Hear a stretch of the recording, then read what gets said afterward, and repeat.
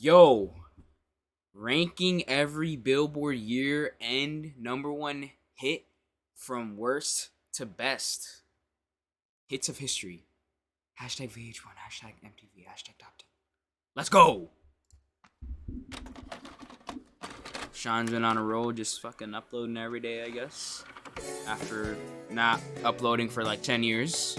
Every December since 1958, Billboard magazine has published their annual Billboard Year-End Hot 100, a list of the 100 most popular and successful songs of the year based on the song's performance on Billboard's weekly Hot 100 charts. These lists serve as a cultural tapestry of American music, documenting the evolution and growth of what the general public has listened to, and analyzing them has been a pastime of mine I have been exploring on this channel for years. However, out of all of these hit songs which have defined multiple generations, which are the best and which are the absolute worst? In this series, I'm aiming to answer this question by having my audience vote in a series of polls determining which of these songs are the best. And after collecting thousands of responses, I've found some fascinating results that I cannot wait to look at. My name is Sean Fay Wolf, and welcome to this episode of Hits of History by Diamond Axe Studios Music. Bro, I really like this new intro that he has, bro. It's actually kind of fire. To start off this new series, I think it's only fitting to start with the absolute new series. The absolute peak that a song can aspire to, the Billboard Year-End #1. These songs serve as the crown on the top of their respective years. The single most popular songs of those years. I wonder what's the worst. The most defining pieces it's probably gonna be like some that shitty song from like songs have not 1962 or something. And it's very possible that you might not have heard of a good number of these pieces, despite how much they did, in fact, conquer the world when they were new. For example, when you think of hit songs from 1967, you probably think of I'm a Believer by the Monkees, or Somebody to Love by I don't think of anything because I can't. I'm too young before you think of To Sir to With even Love remember. by Lulu. But according to Billboard, To Sir What With even Love is was that? the #1 song of that year, so that's what we're going with. And the same applies for every other year as well. My subscribers took part in a series of polls in my community tab, pitting all 64 of these songs against each other to determine which ones were the best. Oh, is it Thousands of community-based? people voted in these community polls, and the ranking of these songs from worst to best is based on how many percentage points they earned in those results. Okay, so I thought it was gonna be I am aware him that my audience does skew ranking it. young, which means that regardless of what I do, certain newer songs are going to get more votes than certain older songs. It's just kind of inevitable. To remedy this, I also rated each song on a scale based on how good I personally think they are, and I gave each song bonus points. Okay, this is a good idea. This is a good idea. Don't worry about that too much, though. It barely affected the top of the list at all. It mostly just gave a bit more structure to the songs lower in the list that hardly got any results at all. We're going to start this video off by counting down the top 5 songs that got the least points. Then we'll quickly go through the middle of the pack from worst to best. Okay. And then end the video off by counting down the top 5 songs that got the most points. Uptown Funk is probably top 5. Started by taking a look at what y'all voted as the top 5 worst Billboard. Wait, is somebody that I used to know? Somebody I used to know is probably top 5.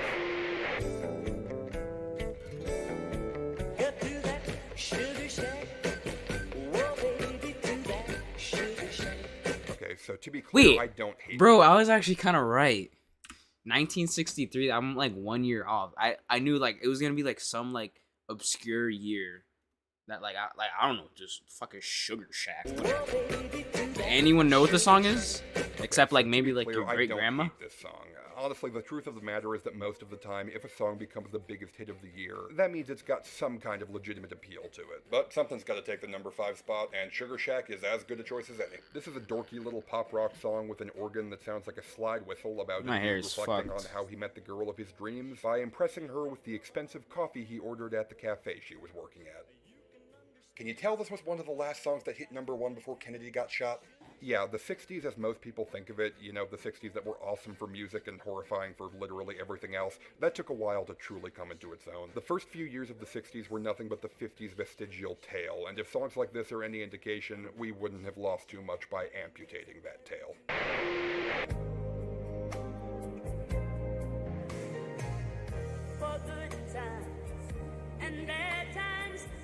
This actually sounds kind of good. Oh my god, a bunch of singers my mom knows are all on a song together, and if I buy it, I'll be raising a giant middle finger to Ronald Reagan? Fuck yeah, let's do it! And there you have the one and only reason why this beige piece of fluff was the #1 song of 1986. Symbolically speaking, the fact that the biggest song of 1986 was an ode to friendship and understanding that raised $3 million for AIDS research is absolutely wonderful, but that doesn't make this song any easier to stay awake through. It's not condescending or punchable, which puts it a good few rungs above most 80s charity singles, but there's definitely a reason you never hear this one anymore.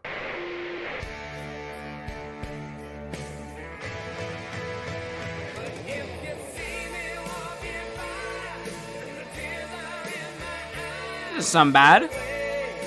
None of these have really been bad so far. Throughout the course of Chicago's life as a band, they were defined by two things: their horn section and Peter Cetera's distinctive love it or hate it voice, emphasis on hate. By the end of the 80s, with Cetera gone solo and synthesizers having completely hijacked the sound of pop music, the band had no functional identity, which means that the biggest hit of 1989 really belongs to songwriter Diane Warren more than the band that vesseled her biggest hit. This woman basically invented the pop rock power ballad. She's almost single-handedly responsible for giving the 80s and 90s that distinctive huge cheeseball sound. And so it totally makes sense that her work with the late 80s Chicago would produce perhaps the purest, most uncompromised vision of her sound. The fact that this would still probably rank in the upper half of Chicago singles is genuinely quite sad.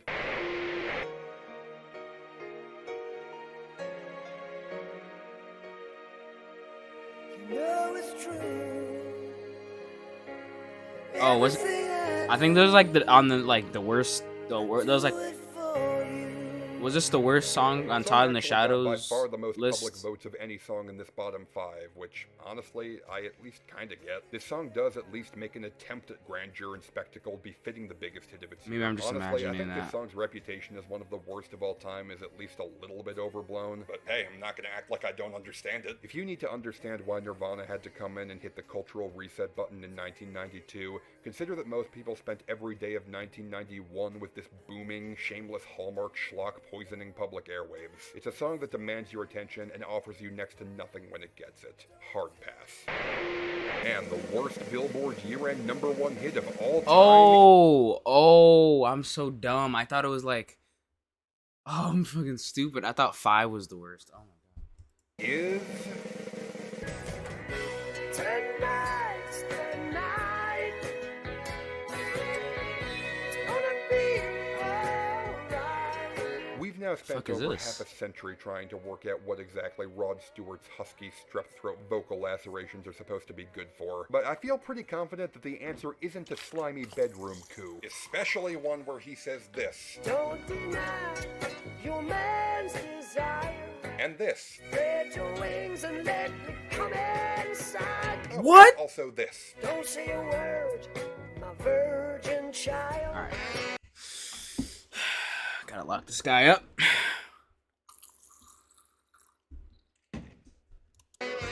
Just let your ambitions run wild. Alright, lock him up, bro. What the fuck are these? Y'all were freaks. What the fuck are these lyrics? I am not a prude. I love plenty of sex songs, including hundreds way dirtier than this one. But Rod Stewart hopping on a chintzy soft rock disco beat to coo about spreading the wings of a virgin child to come inside her is one of the most viscerally unpleasant sonic experiences I have ever had. This song was protested by Christian activists at the time for being too explicit. And you know a song is bad when it's forcing me to take the side of 70s Christian protesters. Oh. And now it's time to move on to the middle of the list. But first, if you want to take part in the voting moving forward, then I highly suggest that you subscribe to this channel and hit the bell for notifications of new uploads. Yep, I post a new guys, go do that every single day, and in addition to having your vote directly influence the outcome of these videos, the polls and their comment sections are just a fun place to have a bit of daily musical discussion in the comments. So I highly recommend that you take part. I do those polls too. I vote on those polls. All the songs we're about to talk about were the #1 biggest songs of their respective year. And here they are, ranked worst to best by your popular vote. Well, we fired our guns and the British kept coming. The biggest hit of 1959 sounds like something a high school teacher would write to try and get a class of disengaged high school students to care about history, which is funny because that's literally exactly what this is. What? Am I the only one who can't hear boomer this song shit? without imagining Kathy Bates chaining someone to a bed and breaking their ankle? Whoa. This doesn't sound bad. 15 years old when this song came out, and he assured me that at the time this was, in fact, very cool. I don't believe him. Oh baby, you should go and love.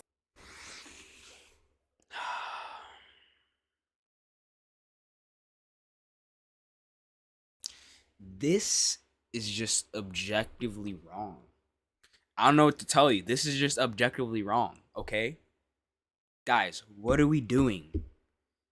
This song is goated, bro. The fuck are you talking about? Really? Really? I'm disappointed. Line as hard as "My mama don't like you and she likes everyone." That's a bar.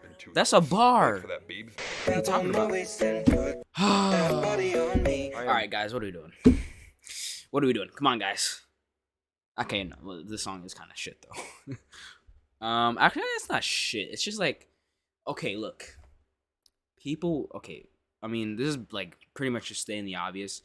If this wasn't played as much as it was, nobody would hate it this much. Like, let's be honest. And that's with a lot of other songs too. This song is just like mid, okay? It's very catchy though. It's very I don't know. Sometimes I just sing like randomly. I don't know. It just kind of pops in my head. I don't think it's that bad, honestly. I don't know why we're putting "Love Yourself" and "Shape of You" by each other when "Love Yourself" is literally like top 10 Justin Bieber song. I'm not looking forward to the day when I have to explain to my kids why the most popular sex jam of my generation has lines about dumping buffet food into your purse and sniffing your partner's post-boink bedsheet musk.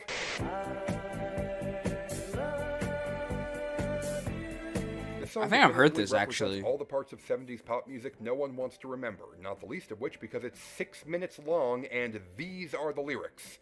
God, you people had so much free.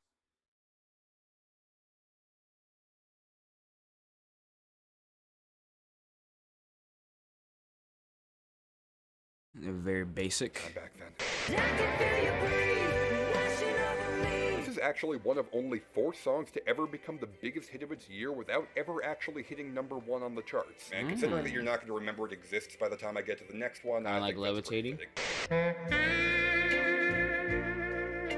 Fuck is this shit?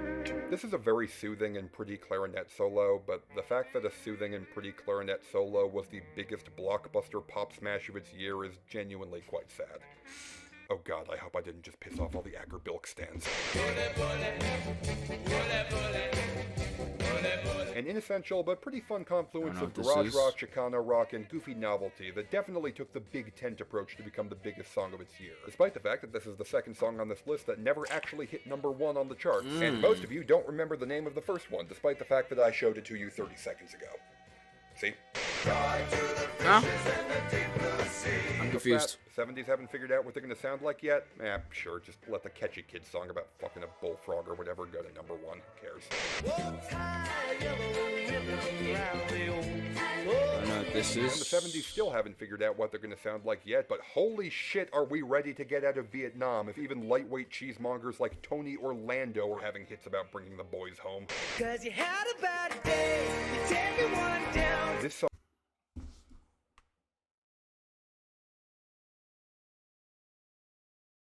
Really, guys? Come on.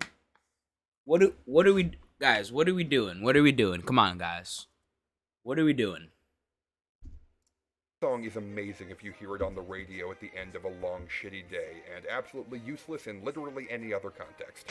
Now, if you'll excuse me, I'm going to ride this rigatoni into the sky.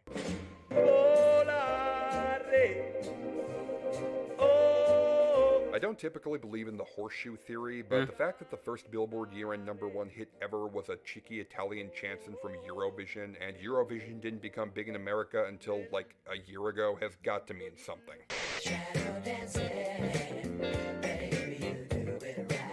So you took the kid brother of the Bee Gees and turned him into a Donny Osmond-style teen idol? Congratulations, you somehow won 70s bingo in 2 moves.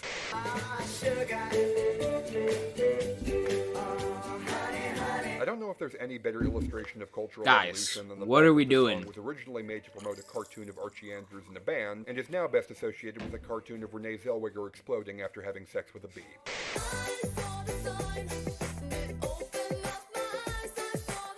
The fact that the first big Swedish songwriter had the biggest hit of the year Green Day debuted is way funnier to me than it probably should be.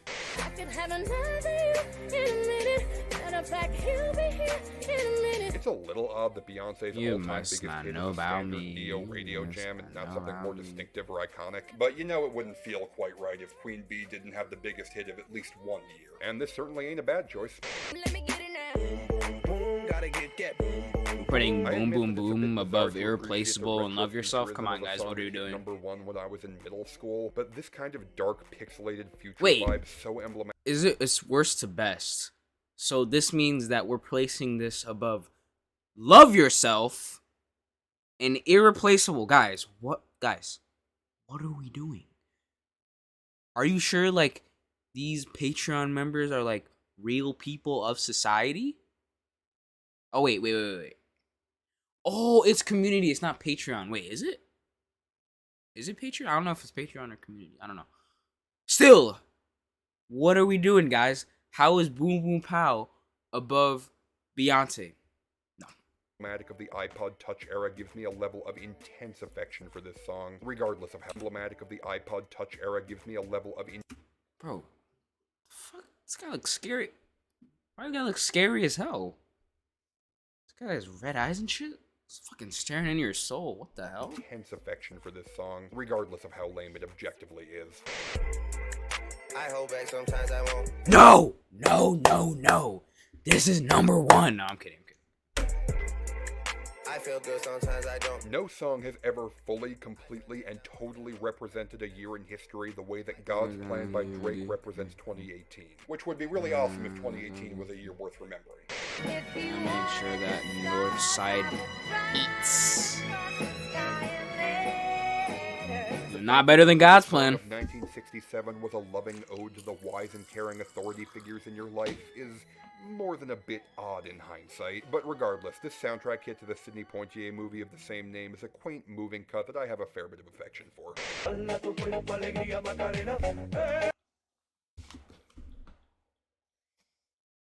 What you mean to tell me we're putting the fucking Macarena above Love Yourself, Irreplaceable, and God's Plan? Guys, what are we doing? What are we doing? What are we doing?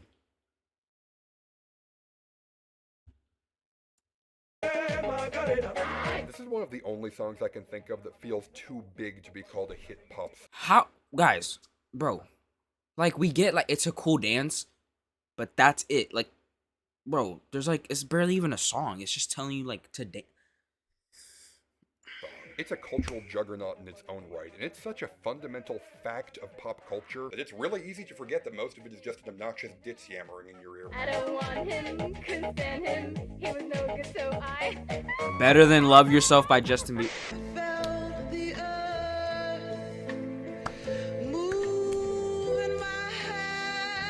Hauntingly beautiful love song started as a deep cut from a 1969 album no one bought, and 3 years of wild coincidences later, it became a worldwide smash that became the last song human beings ever played on the moon. Pop music has never made sense, and I love it.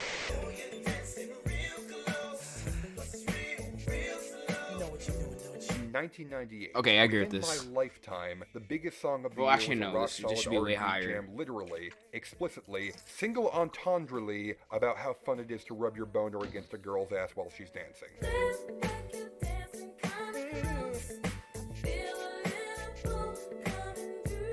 Why the hell do I never hear anyone talk about this anymore? Didn't hear those lyrics. Terrible canary in the coal mine for where rock music was going to head over the next several years, but as a song taken in isolation, it's got a surprising amount of emotional heft. It has definitely earned its place in the tapestry of 2000s pop culture.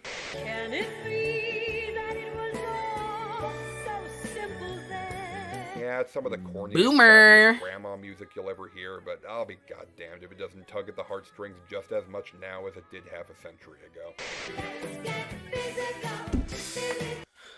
What are we doing? Guys, what are we doing? This is like top 15 at least, guys. This song is legendary. What are you talking about? Olivia Newton-John was the poster girl for the 70s transition into the 80s, and the biggest hit of the entire 1980s being such an explicit anthem to sweaty spandex boinkery burst open the doors for the wonderfully lewd standards of pop music we enjoy to like, this what? That said, I think it's worth remembering that not every massive Guys, who the fuck is Bobby Lewis? We're putting Tossing and Turning by Bobby Lewis above Physical, Irreplaceable, Love Yourself, and God's Plan. Guys, what are we doing? Have this whole trough of grander relevance. Sometimes a totally normal guy just puts out an all-time jam and the public recognizes and enjoys the quality. End of.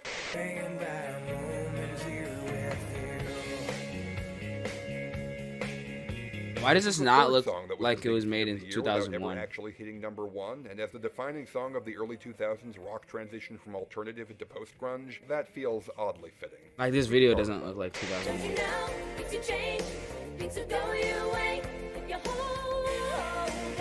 Oh, hey, look, it's Bad Day by Daniel Powder, but you don't feel like a loser listening to it. Neat. All the boys think she's a spy. She's got Betty Davis eyes. After this song won a Grammy, Betty Davis actually... Is Bohemian Rhapsody... Wait, was Bohemian Rhapsody, like, the #1 song of a year? Because if it is, like... Obviously, it's going to be fucking #1. I don't think anything else is going to beat it. Because I don't know what else, like... I mean, somebody I used to know is probably definitely going to be up there. I'm pretty sure... If it's #1, I'm pretty sure it's #1 of 2012. #1... What was #1 of 2022?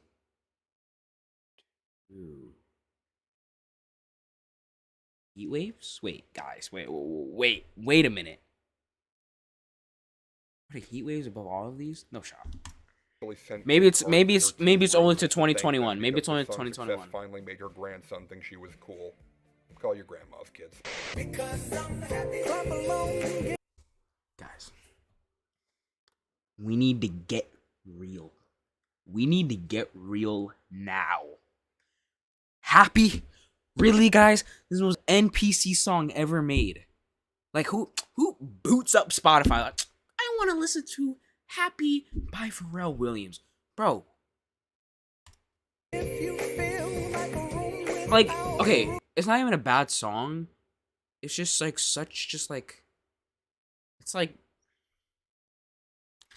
just like rubber in your hand, like just like a little bit of like just part of a mat. It's like very like squeeze. I don't even know what I'm talking about at this point. I'm just making shit up. This one's reputation play the video over the years as everyone realized that it's actually one of the most annoying fucking things of all time. But it's still kind of fun, I guess.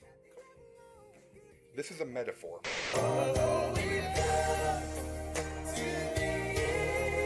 Oh, this one? This song's record-breaking 13-week stay at #1 was at least partially a result of Billboard updating their rules in a way that made songs chart for longer. But hey, if ever a song was going to benefit from that, something this massive sounding is a good fit. Boots with the fur. Best hook of all time. Fight me. Go fuck yourself. Long live Dillard. Honestly, a pretty conservative pick to I think Michael Scofield was in this video. Song of the decade, but it's Mariah. You know, even her most basic bass line can only go so low. Isn't that Michael Scofield? Alright, whatever. I'm not even saying the actor's name, I'm just saying Michael Scofield. This classic intersection of new wave and garage rock nostalgia was Capitol's fastest-selling debut since the Beatles. Weird Al's parody of it was the song that kickstarted his career. And if you want to continue enjoying this song guilt-free, then I suggest not looking up a third thing about it. Do you believe in life after love? It's extremely funny to me that the most popular use of autotune of all time was making 52-year-old Cher sound like she could actually sing. And it seems to me you lived your life like a candle. What the fuck is this? Easily one of the most I feel like I might be the only person who've never heard this. Songs ever made without a ton of value outside of and me saying what the fuck is this like a Gen Z type moment because I don't know what this is. Proof that you can turn even the cringiest lines in presentation into iconic parts of pop culture through sheer gumption and force of personality. But we kick them to the curb unless they look like Mick Jagger. This was basically the Old Town Road of the 80s. It's such a bizarrely insular little thing. I have no idea why it blew up, but I am so damn happy that it did. And before we hit the top 20, let's take a quick checkpoint just to make sure that you've liked this video and that you've left a comment or two below. Interactions are one of the main things YouTube uses to determine whether or not a video deserves to get recommended to more people. So if you could take a few seconds just to give that like and comment, I can't tell you how much I'd appreciate it. Baby, let me take you for a ride. Yeah, yeah, yeah, yeah, yeah. And here is the fourth and final biggest hit of the year that didn't hit number 1. And while overplay has eroded this song's appeal with extraordinary ferocity, there's still an incredibly slick and charming little disco jam to be found within the dust.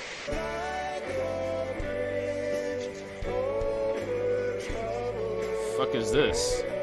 Okay, when I started this, I made a promise to myself that I wasn't going to make fun of my audience for the way that they voted in these polls, but really, this one barely cracked the top 20.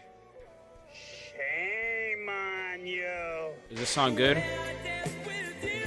Alright, this is obvious. This song makes me want to have sex with a saxophone, George Michael, and my wife, in that order. Absolute lightning in a bottle, a perfect confluence of I was like upside down. Utilizing simplicity in the best way to evolve gangsta rap from a powerful force into an unstoppable, world-conquering juggernaut. Wow, the Beatles are high on this shit. There are almost no How surprising. acts in pop music history that have earned this level of shameless self-indulgence.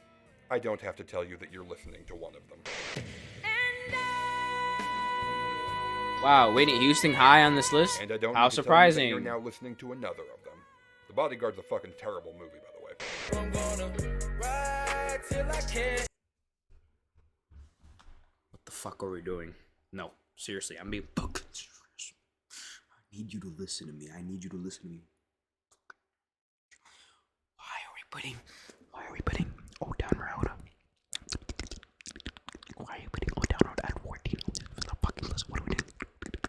What the fuck are we doing? What are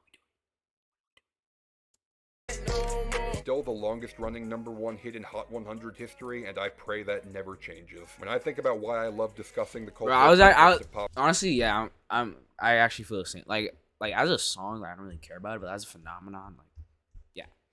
But bro, I was actually scared. Like, I saw Morgan Wallen. I think Morgan Wallen, he had like 16 weeks on Last Night. Bro, oh my god. Imagine Last Night by Morgan Wallen got the most weeks at number 1, bro. We would be a failure as a society if that happened. I don't think it's gonna happen now because the song, like, it's falling off on radio, it's falling off on fucking streaming and shit. Unless like a miracle happens or something, like he does Last Night fucking featuring Drake or some shit. But I think was it 20 or 19 weeks? I think it was like 20 or 19, because it got very close, and I was very worried that Last Night, like I like Last Night. I think it's a good song. I listened to it like personally. It doesn't even deserve to be number 1 at all. It doesn't even deserve to be number. It didn't even deserve to be number 1. Like, let alone for 16 fucking weeks. Really, guys? 16 weeks? Come on. So, pop music, this is the first I'm just glad it didn't overtake this. Like, Jesus Christ. The definitive example of that lovely overlap of grimy neon scrappiness that gripped the early 80s before MTV prettied everything up. And probably the definitive moment that New Wave proved that it was here to stay. I'm gonna pop some tags, only got $20 in my pocket. The definition of a good vibe song that nobody can pretend to be too good for. And the perfect counterpoint to the downward misery of the rest of 2020. I don't know. This is everything that Shape of You was trying to be. A fun, low-commitment radio listen that puts a smile on your face and you're never unhappy to hear come on. Wow, the Beatles is high on this list? How Their surprising. reputation as the greatest band of all time through their later experiments that reshaped the way pop music was discussed and analyzed forever. It's worth remembering that their teen pop stuff is still some of the purest, most hormonal teenage jubilation ever put to record. This one is above Hey Jude for a reason.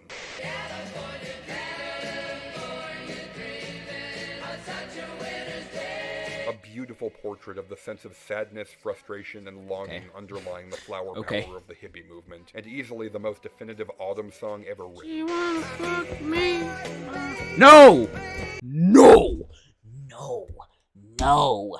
No. This needs to be top 5. What kind of fucking drugs are you? Bro, this song is legendary. Legendary, mega, super, mega, poopy, mega doo-doo legendary, bro. Alright, no, I'm judging everything above this, bro. Like, seriously, I'm not even kidding. This is probably the best. Wait. Yeah, this is the best. This is the best song so far, okay? So, whatever's over this, I'm judging the fuck out of, okay? Like, seriously, because this shit is literally peak, bro. Apparently Sting laughs at all the people who find this song romantic, since he intentionally wrote this from the point of view of a creepy, possessive stalker. Hey, that's your fault, man. You're the one who made it sound so loud. Okay, you know what? Personally, I wouldn't put this over it, but I can see why people like this is like respectable, okay? Like, it makes sense. It makes sense. This was the first rap song ever to be the biggest hit of its year, and by painting a captivating portrait of the traps of street life with no obscenities at the request of the man whose hook he sampled, Coolio managed to elevate gangsta rap into a worldwide phenomenon with this absolutely legendary jam. Oh, fuck. You know, I kind of agree with this too, man. I don't know if I'll put this over. The song's so fucking good, though. Honestly, kind of a tie. It's kind of a tie. Every breath you take and rolling deep, it's a tie. It's a tie. We've officially made it to the top 5 best Billboard let's see it. #1 hits of all time. But before we get to those, I'd just like to tell y'all that because I make videos discussing copyrighted music, I have never made a dime of. And because I also react to videos about copyrighted music, I also don't make a dime. Well, I have no subscribers, but I also don't. We're doing any of this, so I actually don't have any links to give you, so I don't even know what I'm going on about. Revenue from YouTube. If you've made it this far into the video, then I have to assume that you like what I'm doing here at least a little bit. So if you would please consider helping me continue making these videos by supporting me on Patreon and in exchange helping for him several make these benefits and videos. rewards, I couldn't thank you enough. Because and now, without further ado, I need videos let's take to a look react at to. what you guys voted to be the top 5 best Billboard I'm judging. Let's see. Of all time. Very critical. Very critical.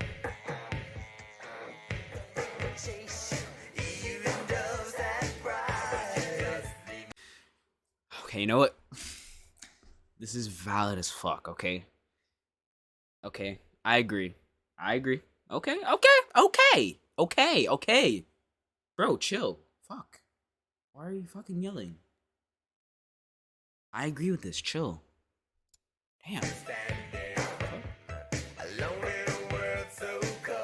When we think of MTV, we typically think about the glitz, glamour, and hyper-commercialism taking over and crowding out all the art house weirdos who made it popular. But it's worth remembering that one of the most maybe I'm just like my mother, as weird, artsy, and out there as they come, and that you managed to get the biggest hit of one of the best years in music history by being truly and unapologetically himself. No other artist but Prince could have made When Doves Cry, as he proves out with effortless intensity about his human frustration, juxtaposed with the intense precision-controlled animal intensity in his soul. When you add that to a ridiculously tight genre mash that doesn't even have a bass line because Prince realized that not having one would be the coolest choice for the song he had written, you have one of the most singular, wonderful moments in pop music. This song is so good. What the fuck?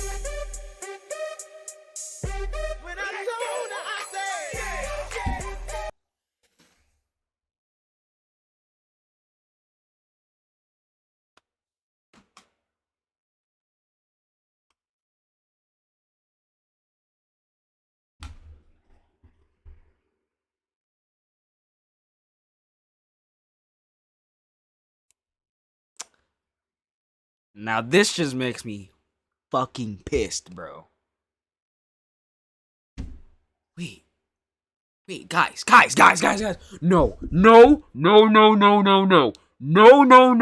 actually no. I literally thought about this for a second, bro.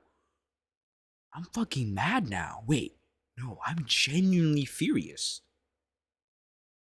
We're putting "Yeah" by Usher over Every Breath You Take, over when doves cry. No. There. No.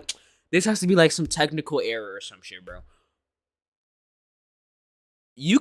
I would even argue that this isn't even top 20. I'm not fucking kidding. No. Number 4?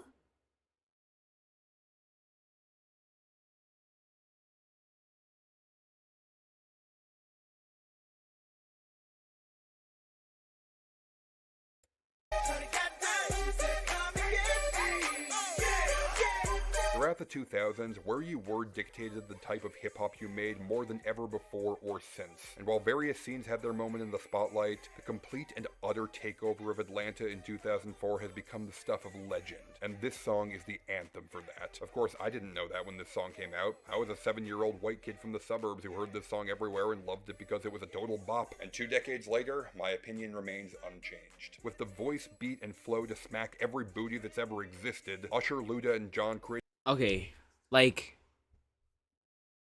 we can be fair here.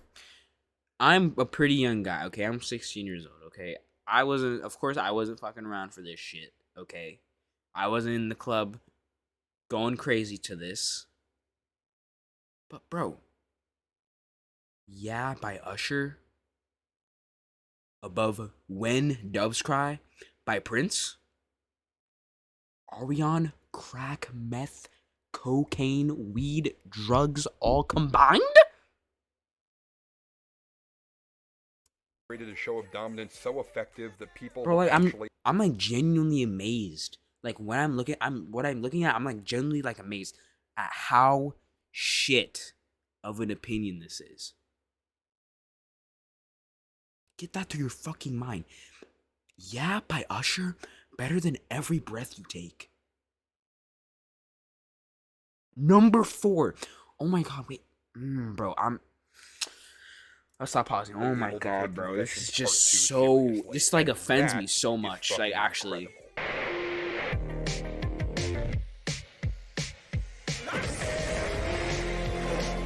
Okay, you know what? Look. Oh, bro. No, I'm still offended. No, wait, no. Okay, no. He did say at the beginning he had a younger audience. But, like, I thought he meant a younger audience, but, like, my age, like, 15, like, 16-year-olds. Not, like, toddlers. Guys, are we serious? Blinding Lights is not better than Rolling in the Deep, When Doves Cry, Every Breath You Take.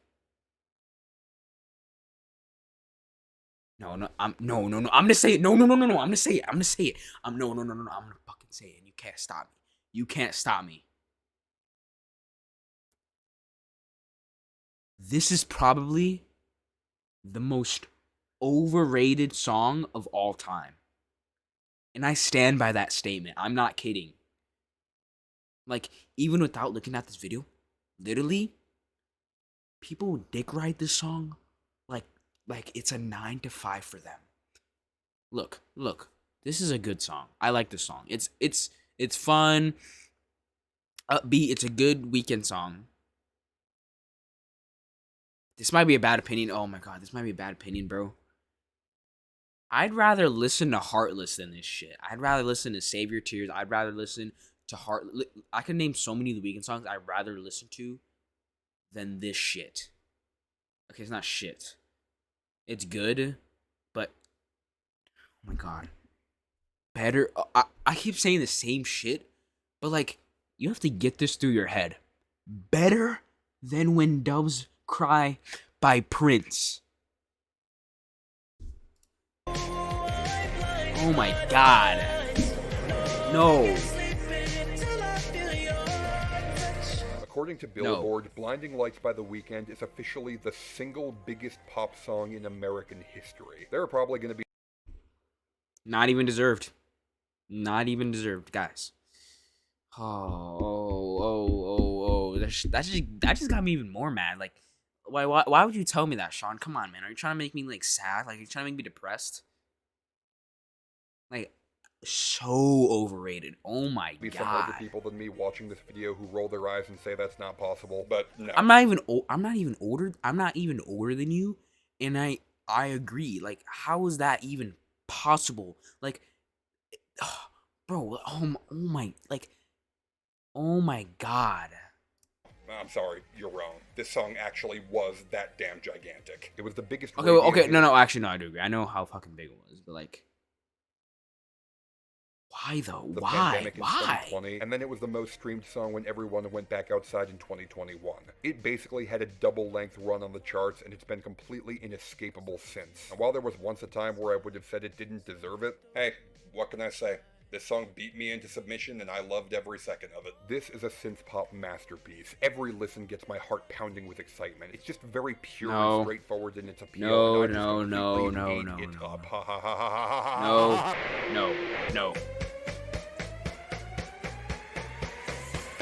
Oh, this shit.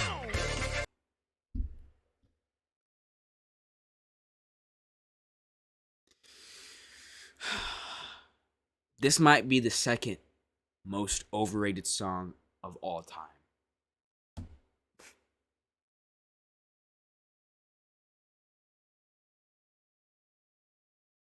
Maybe I don't know.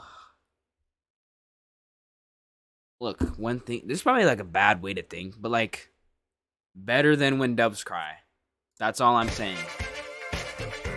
It's not.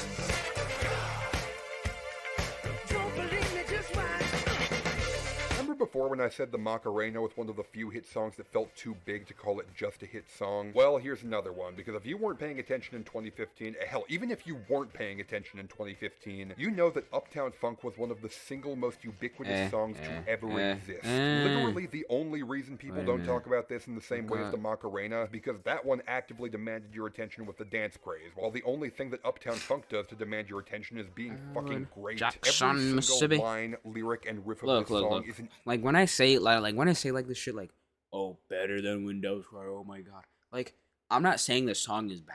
Like, I'm not saying this song, like, Uptown Funk is a bad song. It's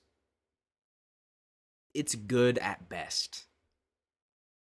But like, when we're talking about this list in particular, this list is so flawed. Like, oh my god. I mean, I guess that's why, like, he put, like, he knew, like, bro, he was like when he first, like, made this, he was like, what the fuck is this shit? That's why he put the fucking disclaimer at the beginning, because he was like, okay, guys, this list is gonna be fucking shit, because a bunch of fucking 10-year-olds were voting on my polls, and they messed up all the data, and now everything's, like, fucking shitty. Like, it's a shitty list now. But, like, wow. Like, instantly memorable hook in its own right. And it teams up the retro super producer Mark Ronson with the Rat Pack King of the Tens, Bruno Mars, and one. See, now I feel bad for him. Now he has to, like, defend, like, the song's place. The only reason you don't hear it quite as much nowadays is because it burned so intensely for so long when it was new, and we all needed a break afterward. But in a few years, trust me, it will be inescapable once again. And by popular vote, the is this somebody that I used to know? Year-end #1 hit of all time is. Yeah.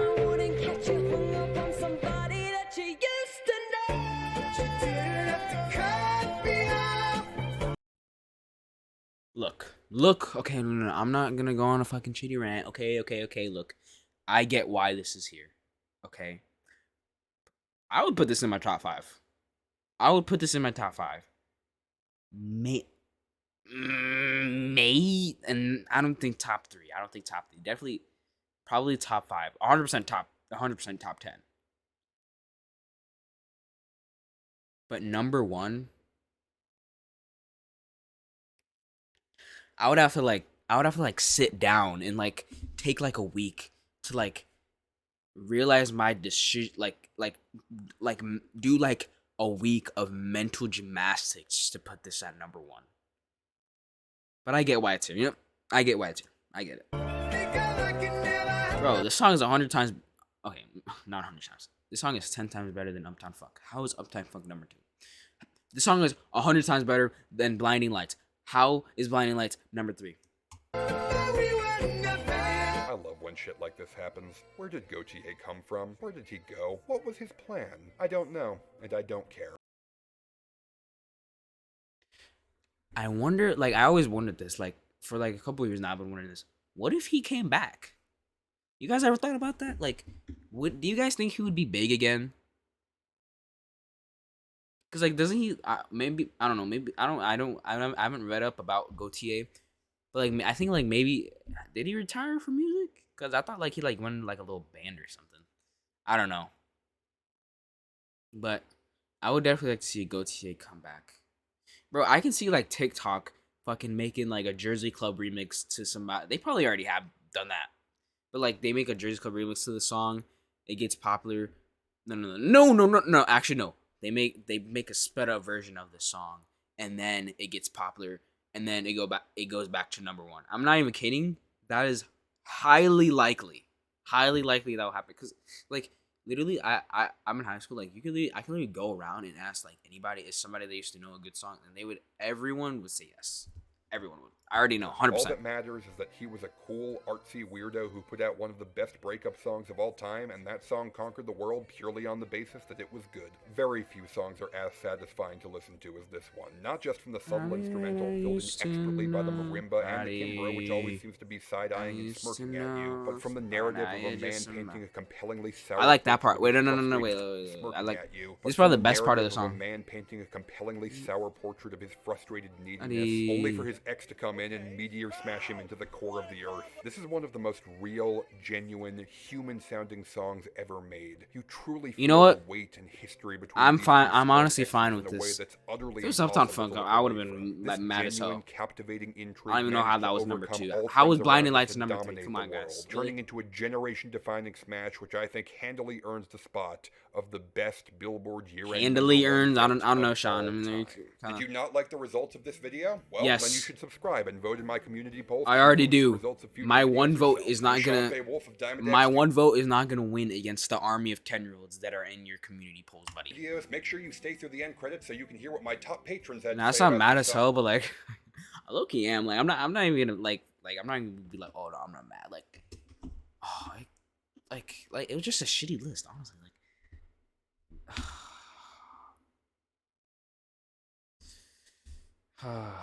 so I guess like it wasn't to like 2022, I guess. So that makes sense, honestly. I'm pretty sure it was building this since last year. What's at the end? And until next time, take care of yourselves. Patreon reviews. Please do me a favor. Anything else? Patreon moment to spare regarding Blinding Lights. Heartless goes so much harder. Blinding.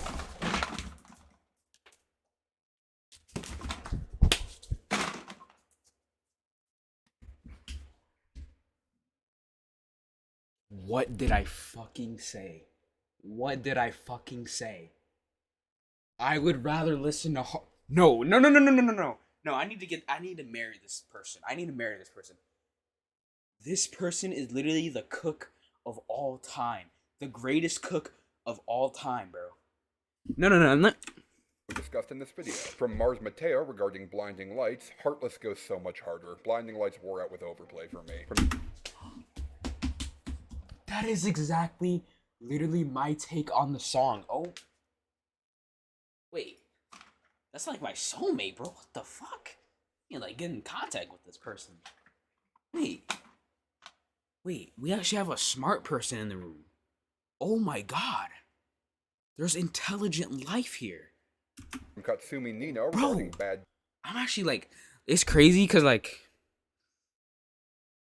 I thought like I would, bro, like, if I said this, like if I went up on stage, if there was a convention and the entire music critic community was like in like a crowd and I came up on stage and I said, Heartless is better than Blinding Lights, I would literally be hanged in 3 seconds. I'm not kidding. I would be tortured. No. I wouldn't be hanged. I'll be tortured in a dark dungeon for the rest of my life. I'm not kidding. But at least that guy will be in that dungeon with me. Day, when I hear it in an ad, I don't mind it. Anywhere else, I hate it, and I don't know why. From Ben Eels regarding Sugar Sugar, I'm choosing this one because it's funny to think of this song in retrospect with the existence of Riverdale. That song isn't even bad. Anyone involved with this back in 1969 could have imagined what it would lead to. Do you think they even know what a polycule is? From Mage Click regarding Bridge Over Troubled Water, such a powerful showcase of emotion from the tender piano melody to Paul Simon's soothing voice, then builds into this cathartic crescendo. I'm still so happy that guy. Oh my, I'm still so fucking happy. Bro, that guy spoke his mind. And he cooked. He fucking cooked, bro. Releasing of negativity, leaving only comfort left. From Mike Duggar regarding Hold On by Wilson Phillips, like how the three women harmonize on the track. The production, while outdated, still sounds pretty good for an early 90s ballad, and I find the lyrics on Holding On for just one more day because things could go your way anytime soon to be uplifting. From Southern Man regarding Breathe by Faith Hill, I just love the dynamics of this song. The guitars, drums, and Faith vocals really pack a punch. Great ballad from the turn of the millennium. From Mr. Trolldemort regarding The Sign, 1994 was a very strange year pop charts-wise, in that it feels like the biggest songs were completely different to what was actually getting popular, especially in rock and hip-hop. Case in point, the biggest song is a quirky reggae fusion pop song. I think it's perfectly neat, and that's about it. From Garrett Trey 210 regarding Sugar Shack, this song is the equivalent of a pre-Winchester Cathedral, with that Barney-ass sounding flute shit. The drums here are just alright, but otherwise you're not missing much by not listening to this song. And last but not least, from Matt Blue 66 regarding How You Remind Me, the lyrics express a message of both heartbreak and betrayal, and if I must say, it conveys that message pretty well, and while I get some people really don't like Chad Kroeger's vocals, it never really bothered me in any way. Join my Patreon for just $1 per video to submit your own Patreon reviews of the music you want to talk about. See you next time, and until then, take care of yourselves. Should I just join his Patreon so I can just have like literally the best takes every outro? Fuck. Alright guys, I think that's it.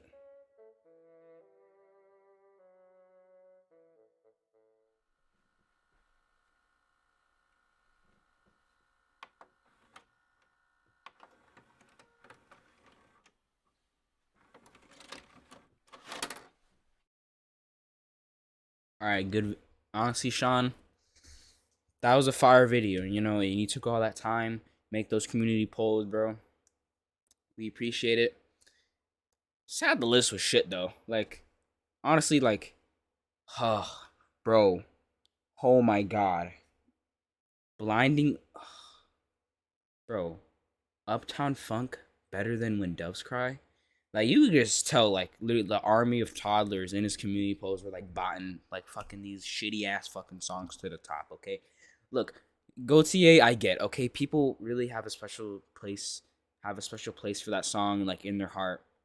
I love that song. That's, like, one of my favorite songs. Like, I would agree, top 5.